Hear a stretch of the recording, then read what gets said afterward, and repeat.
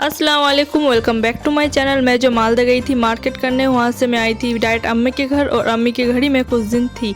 और अम्मी के घर तो ही मैं खाती हूँ और सोती हूँ, और मैं उससे अलावा कोई भी काम नहीं करती। तो मैं कोई भी ब्लॉग शूट नहीं किया था, इसलिए मैं कोई भी ब्लॉग अपलोड नहीं कर पाई थी। तो ये था जी थर्सडे और फ्राइडे का ब्लॉग। तो थर्सडे को मैं उठी थी, सहरी मैंने कर लिया था। अब आते हैं डायरेक्ट दोपहर के टाइम में। तो दोपहर के टाइम में मैं गई थी चूड़ियाँ खरीदने के लिए। मेरे घर के पाँजर में एक छोटा सा दुकान है, वहाँ पे बहुत अच्छी चूड़ियाँ आई हुई थी। तो मैं और अम्मी गई थी वहाँ पे चूड़ियाँ देखने के लिए।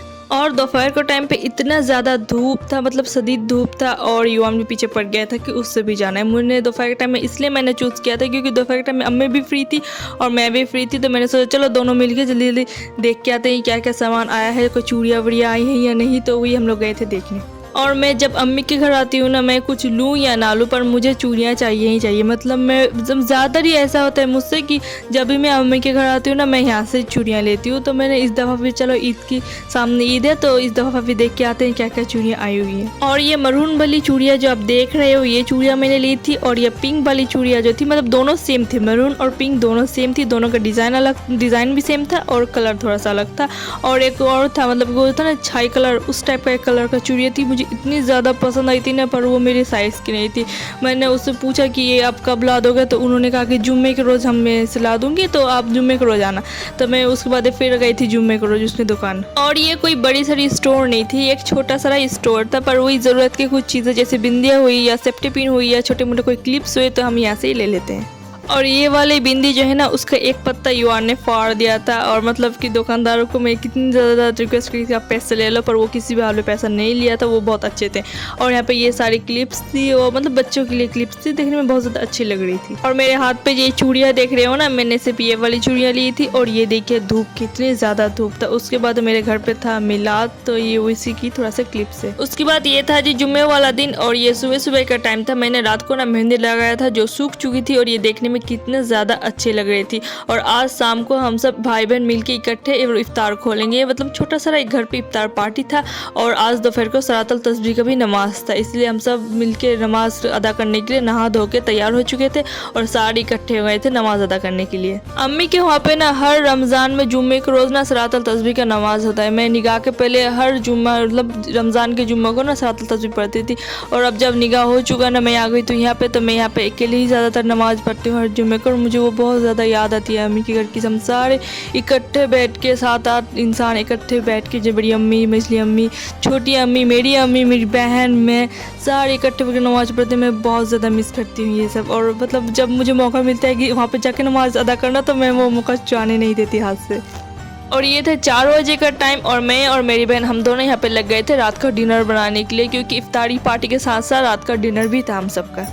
और आज अचानक मेरी छोटी बहन को पता नहीं क्या हो गया। उसे तो पकाना से कोई वास्ता है नहीं, उसे किचन जाने से भी कोई वास्ता है नहीं, पर अचानक वो मुझे आज कह रही थी कि स्नेहा एक काम करते हैं, मैं चिकन बनाती हूँ, आप एक एक इंग्रेडिएंट जो चिकन में जाता है ना, वो आप एक एक करके ऐड करते जाना। तो ये आप ग्रीन कलर के कपड़े पहने हुए जो लड़की को देखे थे ना, वो मेरी छोटी बहन थी। तो वो चिकन को मिक्स कर रही थी, सिर्फ उसको मिक्स करना ही काम था। और मैं एक एक करके जितने भी चिकन में इंग्रेडिएंट्स जाते हैं, वो सारे इंग्रेडिएंट्स चिकन में ऐड कर रही थी। उसके बाद ये आ गए थे हमारे बड़े भैया, उनका डिपार्टमेंट में ना पुलाव बनाने का काम था। तो वही अपना काम कर रहे थे हुई। और पता नहीं क्यों मैंने आज तक, मुझे सारा कुछ बनाना आता है, पर मुझसे पुलाव क्यों नहीं सही से बनता। मुझे ये चीज़ वो सिखा रहे थे कि इतना क्वांटिटी में इतना पानी डालना है, इतना चावल डालना है, ये सारा कुछ मुझे बता भी रहे थे और बना भी रहे थे। और इतना सही पुलाव बनाया था कि खा के मज़ा आ गया था। और ये था हमारा छोटा सा इफ्तार का प्रिपरेशन। जितना छोटा ये देखने में लग रहा था ना, उससे बहुत ज़्यादा इसमें खुशियाँ भरी हुई थी और बहुत ज़्यादा ये सेटिस्फाई था। जब हम सारे भाई बहन इकट्ठे बैठ के इफ्तार खो रहे थे, और हमारी सारी अम्मियाँ बैठ के जब इकट्ठे इफ्तार खो रहे थे ना, इतना ज़्यादा अच्छा लग रहा था। मतलब कि कोई फ़र्क नहीं पड़ता कि इफ्तार में क्या है क्या नहीं है, क्या कोई कौन कुछ पाया या कोई कुछ नहीं पाया, कोई फ़र्क नहीं पड़ रहा था। सारे इकट्ठे हंसी मजाक से खा रहे थे और बातें भी बहुत ज़्यादा कर रहे थे। यही होता है कि अम्मी के घर का ये मज़ा होता है, हर लड़कियाँ ये फील कर सकती होगी।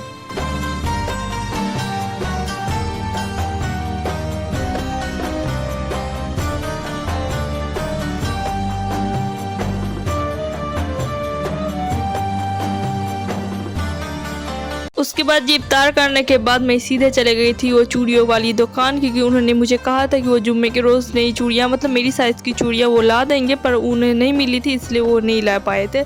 पर मैं वही देख रही थी, जो उनमें चूड़ियाँ रखी हुई थी ना, उनसे मैं 1-2 चूड़ियाँ मैं वहाँ से ले लिया था। और मैंने अपनी बड़ी जेठानी और छोटी देवरानी के लिए भी चूड़ियाँ ले लिया था। और यहाँ पे मैं अम्मी को भी कह रही थी कि अगर आपको कोई चूड़ियाँ पसंद आए तो आप अपने लिए भी ले लो। तो अम्मी वही अपने लिए 1-2 चूड़ियाँ देख रही थी, तो उसे 1-2 चूड़ियाँ पसंद भी आई थी, पर वो उसे साइज़ में नहीं मिल रही थी, इसलिए अम्मी ने लास्ट तक कोई भी चूड़ियाँ नहीं ली थी। उसके बाद हम सब ने मिल के ऐसा का नमाज अदा किया और हमारे भाई जितने भी है वो सारे चले गए थे मस्जिद तरावी अदा करने के लिए। और वहाँ से आने के बाद हम सब ने मिल के इकट्ठे डिनर किया था। आई होप आपको मेरा ये वीडियो पसंद आया होगा।